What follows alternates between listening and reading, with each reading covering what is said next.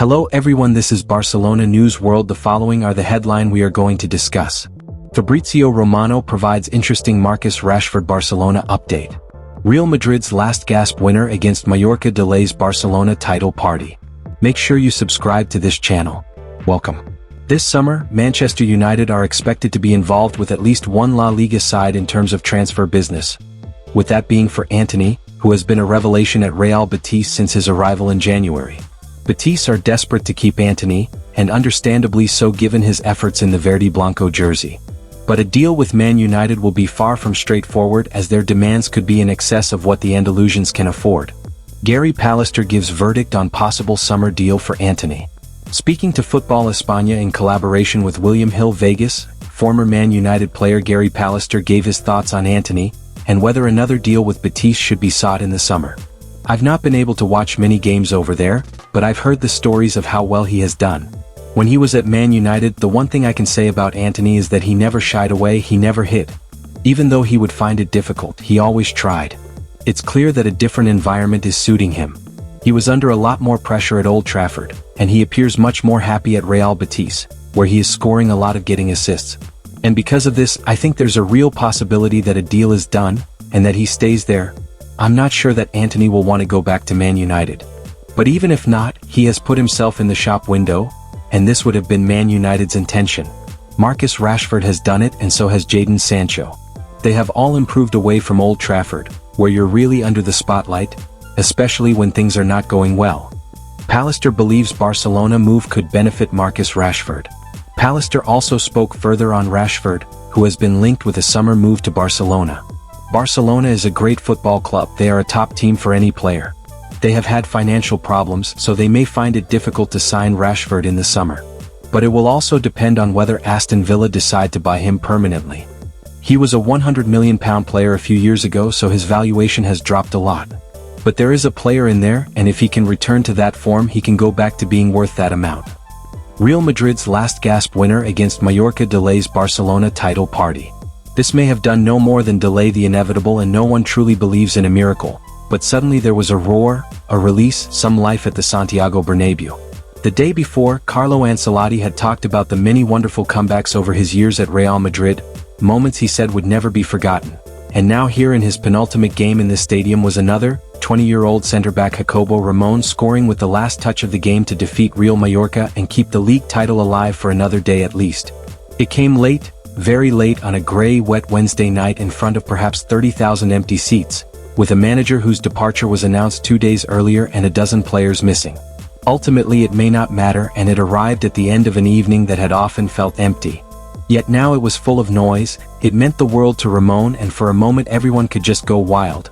The defender's strike in the 95th minute and Kylian Mbappe's goal a quarter of an hour earlier overturning Martin Valjean's 11th minute opener. That leaves Madrid 4 points behind Barcelona, with 2 games to play, and Barca with 3. While Ancelotti insisted, anything can happen in football, the reality is that it also leaves them more or less where they were, waiting for the end after the league was effectively concluded when Barcelona won Sunday's Clásico. If Barcelona win against Espanyol on Thursday night, the end will come within 24 little hours. If not, Hansi Flick's side would still have 2 more chances to get 3 more points. The statements will follow immediately. Madrid will at last officially announce what the Brazilian Football Confederation already has, that Ancelotti is the leaving for the Seleção. Then they will confirm another open secret, that Xabi Alonso is his replacement. And then attention will turn elsewhere, or it would do if it hadn't already. All of which made this a strange occasion that at times felt like what it was. A game too far, hearts no longer in it. One where there were still tickets on sale at kickoff for the first time this season, hope abandoned. Those that came were rewarded eventually. There had been grumbles, some timid whistles, frustration, but there ended up being a rebellion, pride, Madrid racking up 39 shots and a final explosion. An unexpected hero too. A pair of them in fact. Other, more familiar names missed out. Dani Carvajal, Eder Militao and David Alaba have missed much of the season.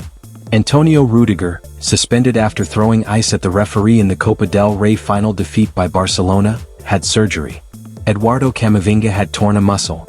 And then came what you could be forgiven for thinking was an outbreak of season's overitis. Lucas Vázquez and Vinicius Jr. were injured in the Clásico. Rodrigo walked out for training on Tuesday morning and then walked back in again. On the morning of this game, Andre Lunin pulled out. In the afternoon, so too did Brahim Diaz. Aurelien Tchouameni was suspended.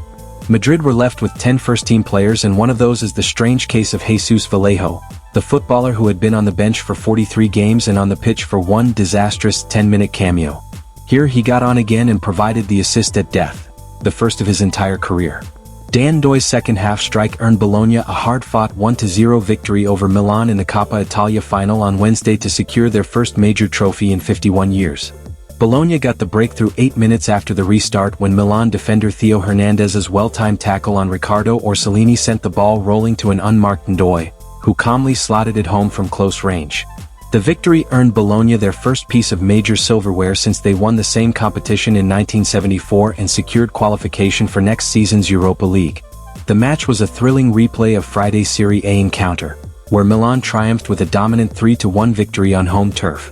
No one could ever have imagined that, although the night could have started well when Arda Güler sent Endrick running right through the middle after just 2 minutes, only to be denied by Leo Roman, making the first of a dozen stops. But Mallorca took the lead on 11 minutes. Madrid's reaction was timid at first but gathered pace, the shot count rising and Roman proving to be a formidable barrier. He made saves from Jude Bellingham, Luka Modric, Mbappe and Fede Valverde in the first half and carried on the same way in the second, resisting until the 68th minute. The hosts kept coming, an occasion made of this. Roman kept saving, Valgent cleared one off the line, Gonzalo Garcia missed a clear chance at the far post, and then there was Ramon to complete one last remontada for old time's sake. See you on next video.